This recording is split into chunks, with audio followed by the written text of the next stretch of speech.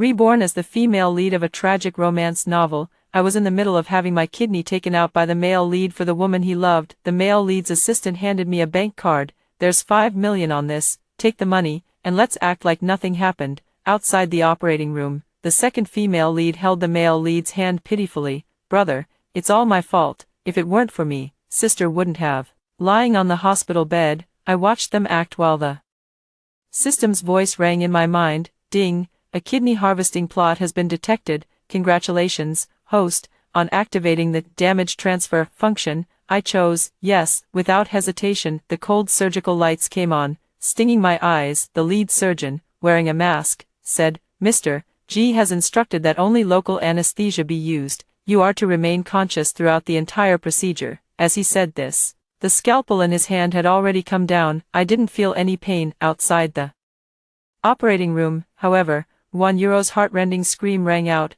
"Ah!" The doctor's hand shook, and the tip of the blade left a shallow trail of blood across my abdomen. The area outside the door was in complete chaos. "Euro, what's wrong with you?" G.Y panicked. "Doctor, call a doctor, now, my stomach hurts so much, it feels like it's being cut open with a knife." €1 cried out through trembling sobs, and it was heartbreaking just to hear it. The operating room door was suddenly pushed open, and G.Y rushed in. A crowd of doctors and nurses followed behind him, drawn by the noise, blocking the doorway completely. "What happened? Why did the surgery stop?" G.Y.'s gaze swept over me before finally settling on the chief surgeon. Full of accusation, the doctor removed his mask, his forehead covered in cold sweat. "Mr. G, Miss Ruan, I'm asking about the surgery." G.Y.'s voice suddenly rose sharply. "The patient's physical indicators are strange. The incision barely bled at all." The doctor pointed at me, his eyes full of confusion. G.Y.'s gaze finally fell on me, and the look in his eyes seemed ready to flay me alive. "What trick are you playing now?" I tugged at the corners of my mouth. The anesthetic made my expression somewhat stiff. "What tricks could I be pulling? I'm just lying here, waiting for you to harvest my kidney." His chest rose and fell violently, clearly furious. At this moment, his assistant hurried over and said, "Mr. G. Miss Ruan's examination shows no problems at all." G.Y.'s expression turned ugly. He stared at me intently, as if looking at a monster. Finally, he gritted his teeth and forced out a few words. "Keep a close eye on her for me. She's not to leave even one step." After saying that, he turned and rushed toward €1's hospital room. Inside the operating room, the doctors and nurses looked at each other in dismay. This absurd kidney removal surgery was forced to come to an abrupt halt. I lay on the cold operating table, feeling the insignificant cut on my abdomen. It didn't hurt, not at all. In my mind, the mechanical voice of the system rang out once more. "The damage has been successfully transferred to the target." €1. I closed my eyes, the corners of my lips curling up uncontrollably. I was sent back to the ward. It was called a ward, but in truth, it was no different from a prison. At the doorway stood G.Y.'s 2 bodyguards, never leaving my side. My phone, my wallet, everything that could connect me to the outside world, had all been taken away. G.Y. was trying to isolate me completely. From the next ward came, from time to time, €1's sobs and G.Y.'s gentle reassurances. "Brother, I'm so scared, it really hurts. Don't be afraid, I'm here." So deep was their love, it moved heaven and earth. Lying on the bed, I boredly lifted my hand and then pinched my own arm hard. "Ah!" Next door, €1's cries of pain echoed in response. This was immediately followed by G.Y.'s furious roar. "Where are the doctors? Are they all dead?" Chaos ensued. Looking at the red mark on my arm, I laughed out loud. "This damage transfer ability is basically a revenge tool tailor-made for me. Don't you love playing out those physically and emotionally abusive scenes? Then let your female lead experience it for herself." In the evening, G.Y. arrived. He was covered in chill, his eyes bloodshot, like a devilish ghost crawling out of hell. "What exactly did you do?" He clutched my throat and yanked me up from the hospital bed. A suffocating sensation instantly enveloped me. I didn't struggle. Then, I heard a scream from €1's assistant in the hallway. "It's bad, Miss Ruan, she can't catch her breath." The strength of G.Y.'s grip loosened. He looked at me in disbelief, then turned back to look toward the doorway. His eyes were filled with fear. "It's you, it's really you." I coughed twice, greedily breathing in the fresh air. "I don't understand what you're talking about. Stop pretending." He threw me back onto the bed abruptly. "I'm warning you, if you dare harm Euro, I'll make you wish you were dead, I smiled. Gee why, it seems you've mistaken one thing. From the moment you decided to take my kidney, we were already locked in a fight to the death. As for living worse than dying, I propped myself up in bed and sat up, staring him straight in the eye. Go ahead and try, let's see who, in the end, will be the one living worse than dying. He was stunned by the wild look in my eyes and took a step back. This discovery filled me with joy. It turns out that even the arrogant Ji Hui could feel fear. Ji Hui left. He fled in a panic. He no longer dared to lay a hand on me because he was afraid of causing unintended consequences. He loved Ruan Euro so deeply that he was willing to hurt another innocent person for her sake. That love had now become my sharpest weapon. Late at night, I was hungry. I didn't touch a single bite of the meal the bodyguard brought. It's not that I didn't want to eat.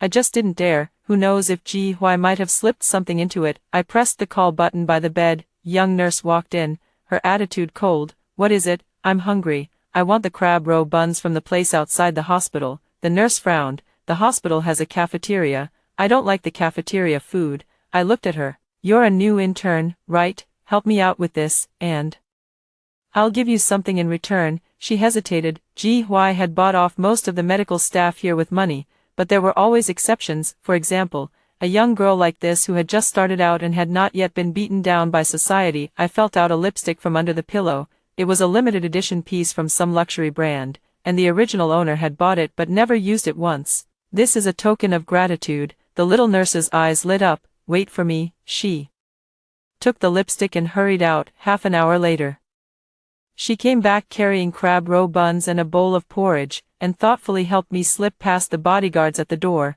Thank you.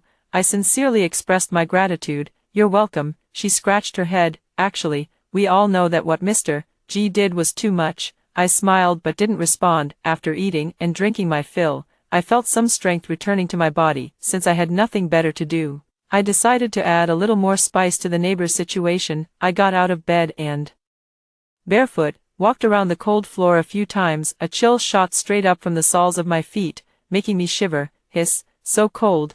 Wan Yuru's sleep murmurs came from next door. I raised an eyebrow, walked over to the window, and pushed it open. The cold wind of early winter blew in. I stood in the draft, wearing only a thin hospital gown, shivering from the cold. Soon, violent coughing echoed from the next room. Euro, what's wrong? Did you catch a chill? It's so cold, brother. I'm so cold. Ji Hui hurriedly closed the window, fetched a blanket, and called for the doctor. Satisfied, I closed the window and crawled back into the warm bed. I slept soundly through the night. The next day, I heard that Wan Euro had caught a cold and developed a fever, reaching 39 degrees Celsius. Ji Hui was so anxious that he was running around in circles, inviting several experts for a consultation. As for me, I was full of energy and felt refreshed. I even deliberately sneezed when the nurse came to check on the room next door. Wan Euro's coughing immediately grew even more violent. Ji Hui finally couldn't hold back any longer. He rushed into my hospital room again, holding a document in his hand,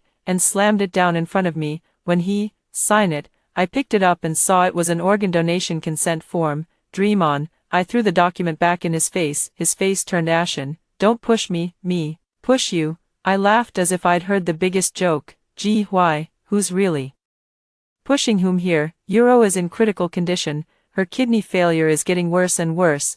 If she doesn't get a kidney transplant soon, she'll die. His eyes were bloodshot, like a cornered beast pushed to the brink. Then go find another kidney source for her, I said nonchalantly. Or, your own kidney could work too, couldn't it? Mine isn't a match, he roared. Oh, what a shame. I shrugged, feigning innocence. When he advanced towards me step by step, the madness in his eyes almost overflowing. I'll give you one last chance. Sign it, otherwise, don't blame me for using force. Ji Hui's patience had completely run out. He brought 2 burly bodyguards and a doctor holding a sedative. Wan Euro, supported by a nurse, stood at the doorway, her face pale and her gaze venomous. She wants to watch with her own eyes as I am pinned to the bed, powerless to resist. When you brought this upon yourself. The doctor approached me step by step, holding a syringe. I was pinned firmly to the bed by 2 bodyguards, unable to move. Just as the needle was about to pierce my skin, I mustered all my strength,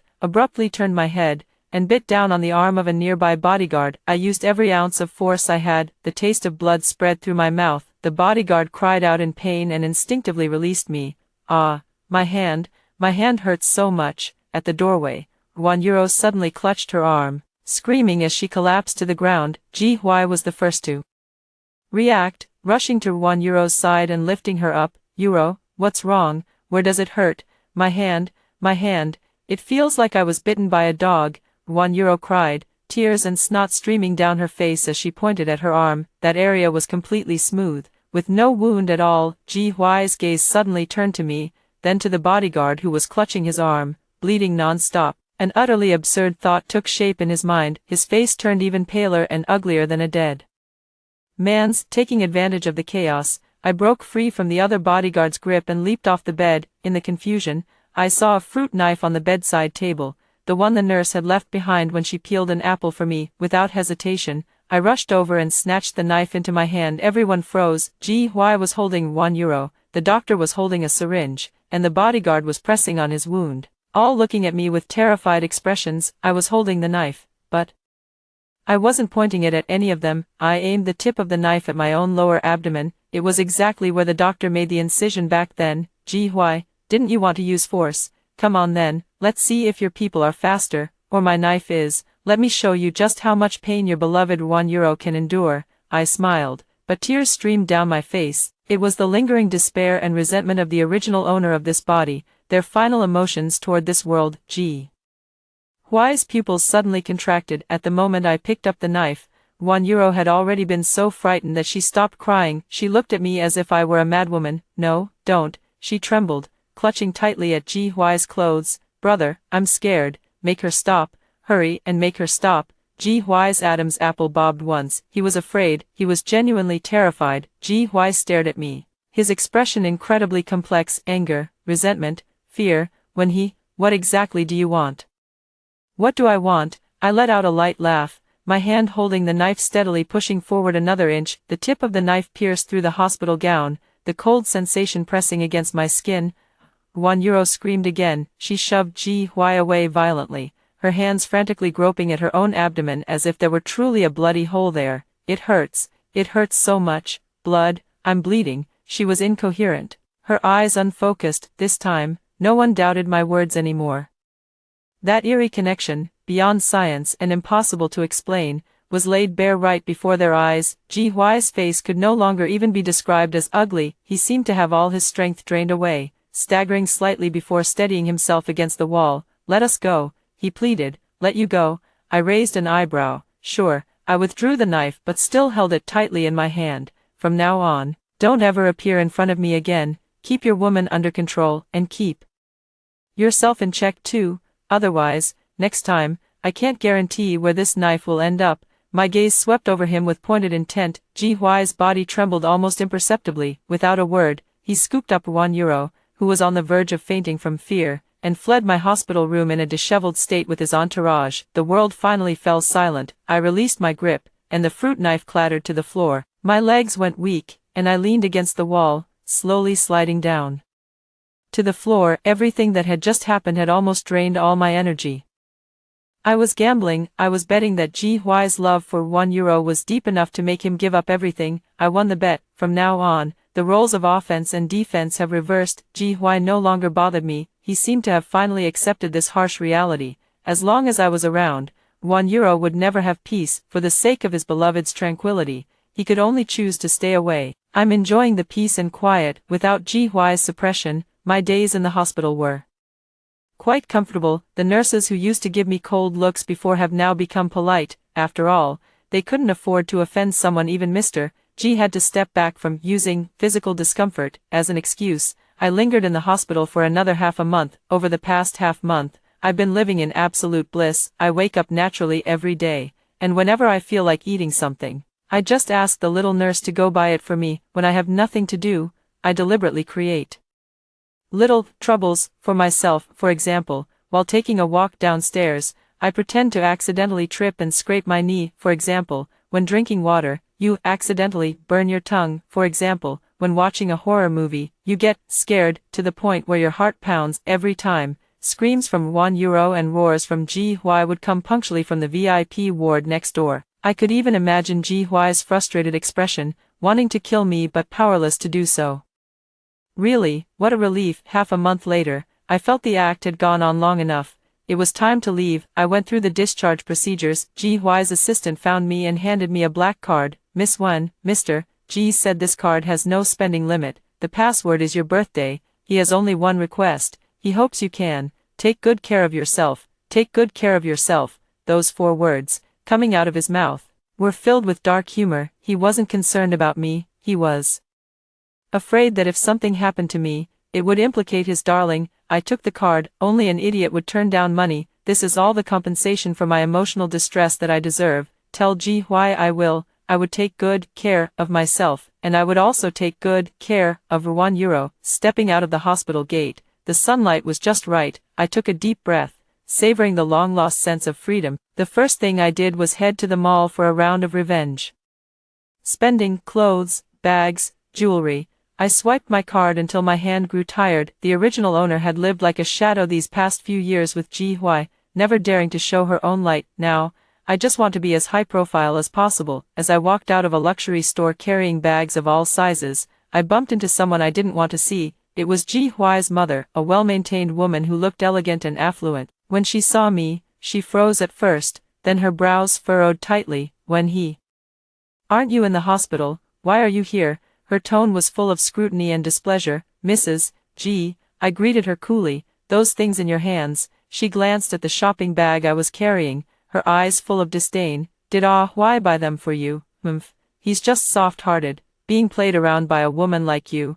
I couldn't be bothered to waste words on her and turned to leave, but she grabbed me suddenly. Stop. I haven't finished speaking. What exactly is going on between you and Hui? I heard Euro is also in the hospital. Did you pull some strings behind the scenes again? She pulled with great force, her sharp nails digging into my flesh. I winced in pain, frowning. The next second, a scream and the sound of a cup shattering came from a nearby cafe. Both Mrs. G and I turned to look in the direction of the sound. We saw a young woman who bore some resemblance to Mrs. G, clutching her wrist with a pained expression. Mrs. G's face changed. That's Hui's younger sister, Xiaoya. She didn't have time for me and hurriedly ran over. I looked at the red marks on my wrist, then glanced at the chaos over there, and tugged at the corner of my mouth. The damage transfer function seemed to have leveled up. It was no longer limited to €1 alone, but all the blood relatives that Ji Hui cares about. This new discovery filled me with excitement. Ji Hui's weakness is not just €1. He also has a seriously ill mother and a beloved younger sister, Jia. Now the game has become even more interesting. I ignored the chaos over there and took a taxi directly back to a small apartment under the original owner's name. This was a house she bought herself before she got together with Ji Hui. It was also the only place in this city that didn't belong to Ji Hui. I need money, a lot of money. I can't keep using the card Ji Hui gave me. That would become a tool for him to control me. I must have my own career and financial resources. I opened the original owner's computer and began searching through her past. Soon, I discovered a secret she had deliberately hidden. The original owner, when he was a somewhat well-known hacker during her college years, she once took part in an international cybersecurity competition and won 3rd place, but after getting together with Ji Hui, in order to cater to his preference for innocent and harmless girls, she never touched a computer again. What a silly girl. All her skills were ruined for the sake of a scumbag. But now, all those skills are mine. I spent an entire night familiarizing myself with various codes and programs. The body's memory was awakened, and my fingertips danced across the keyboard. The feeling was strange yet familiar. The next day, I took on a job from the dark web. The task is, hack into the servers of a multinational scam syndicate and get their client list and money trail. The reward, $1 million. For me right now, this was child's play. It took me only 3 hours to break through their firewall, packed up all the materials and sent them to the employer. Soon, $1 million was credited to the account. Looking at the long string of zeros added to my account, for the first time in this world, I felt a sense of security. With money came confidence. The first thing I did was hire a top-tier security team. They would protect my safety around the clock in shifts. If Ji Hui wanted to use force against me again, it was no longer possible. After all that was done, I lay on the bed, planning my next move. Killing Ji Hui and €1 outright would be too easy on them. I want to make them lose, little by little, everything they care about: reputation, status, wealth, family. I want them to taste that feeling too. the feeling of being abandoned by the whole world and falling into the abyss. I picked up my phone and dialed a number. Hello, is this Private Detective Wang? I've got a business deal I'd like to discuss with you. Help me look into someone. GY, 3 days later, an encrypted file was sent to my email inbox. Inside were all the information about GY from childhood to adulthood, as well as all the shady methods he had used after founding his company. I sorted and organized all these materials by category. I picked out a portion that was not so deadly, but disgusting enough, and anonymously sent it to GY's business rival. After doing all that, I gave myself a vacation. I went to the seaside. The original owner loved the sea, but GY didn't, so she had never come here even once. I was wearing a beautiful dress, walking barefoot on the beach. The sea breeze lifted my long hair, and the salty, humid air was refreshing and uplifting. I was enjoying this rare moment of leisure when a call came in. It was GY. Was it you? What? I asked, feigning confusion. The company was reported for tax evasion, and people from the tax bureau have already moved in, and several partners suddenly asked to terminate their contracts. Was it you meddling behind the scenes? He was practically roaring. President G, you really think too highly of me. I laughed lightly. I'm just a weak woman. How could I possibly have such great abilities? Who else could it be besides you? Evidence. If you have evidence, go ahead and sue me, I said leisurely. If you don't, then don't bother me. I'm very busy, on vacation. That evening, when I returned to the hotel, I received a call from Brother Wang. Miss Wen, there's some progress on the other matter you asked me to investigate.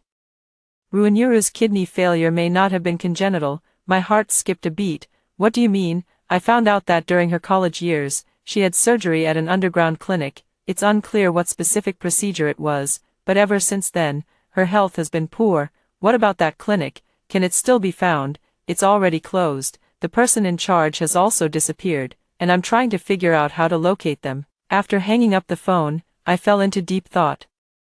Underground clinic, surgery, kidney failure. Putting these things together gave me a bold guess. Ruinuru's illness was simply her own doing. Her so-called kidney failure was nothing more than a self-inflicted act of suffering, meant to win GY's sympathy and keep herself by his side. Even the matter of finding a matching kidney source might have been a fake carried out by her and the doctor together. This woman is even more vicious than I imagined. Just to get a man, she doesn't hesitate to harm her own body, and then hurt another innocent person. I turned on the computer and transferred another sum of money to Brother Wang's account.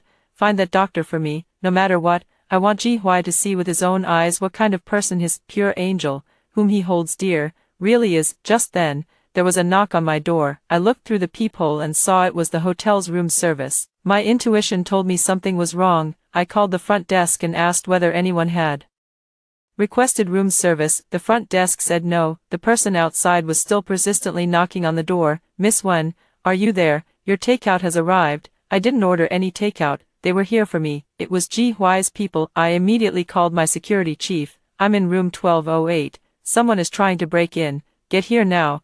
Almost at the same time, the beeping sound of a card swipe came from outside the door. They actually have the key card to my room. My pupils contracted, and without a second thought, I turned and rushed into the bathroom, locking the door behind me. Outside, the door was opened, and the chaotic footsteps of several men could be heard. Where is he? Search. He must be in the bathroom. The bathroom door was being pounded with a loud, frantic rhythm. I leaned against the door, my heart racing wildly. I had underestimated GY's madness. He was trying to kidnap me outright. As long as I fall into his hands, the damage transfer ability will be as good as disabled. He could lock me away in a completely safe place and make sure I never suffer any harm. Then, he could do as he pleased. Not allowed. I can never let them catch me. I look at myself in the bathroom mirror, my face pale, but my eyes unusually determined. I raise my hand and swing it down hard against my own face. Smack. The crisp sound of the slap is particularly loud in the confined space outside.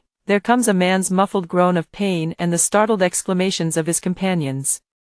Third brother, what's wrong with you? My face, it hurts so much. It works. My eyes lit up, and without hesitation, I gave myself another slap. Outside, another man's scream rang out. Immediately after, there was the sound of tables and chairs being knocked over. Damn it, this woman is strange. Hurry, grab her. The bathroom door lock was already on the verge of collapse under their impact. I took a few steps back, my gaze sweeping over the sink. On it sat a heavy glass mouthwash cup. I grabbed the cup without a moment's hesitation and smashed it hard against my own forehead. Bang! Severe pain and dizziness struck at the same time. Warm liquid ran down my forehead, blurring my eyes. The world seemed to come to a standstill at that moment. All I could hear outside was a rising and falling chorus of heart-wrenching screams. Also, there was the anxious shout of my security captain, Miss Wen, are you in there?" I twitched the corner of my mouth, wanting to laugh, but I had lost all my strength. My body went limp, and I collapsed. In the last second before consciousness faded,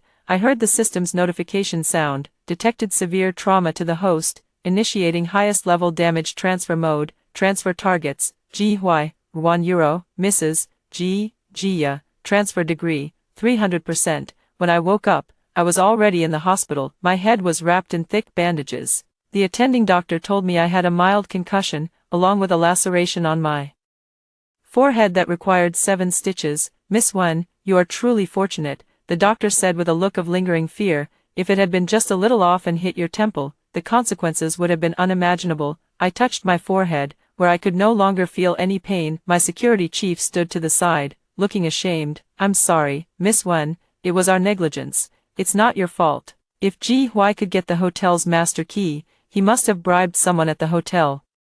"Where are those people?" I asked. "All 3 who broke into the room died on the spot from severe head trauma of unknown cause. The hotel manager also died in his office with the same symptoms." As the captain spoke of this, his eyes still held a trace of shock and doubt. I understood in my heart, 300% damage transfer. I only had a mild concussion, but they lost their lives outright. This system is even more overbearing than I imagined. Any movement from GY's side? The captain shook his head. "It's strange, there's been no movement at all from the G family.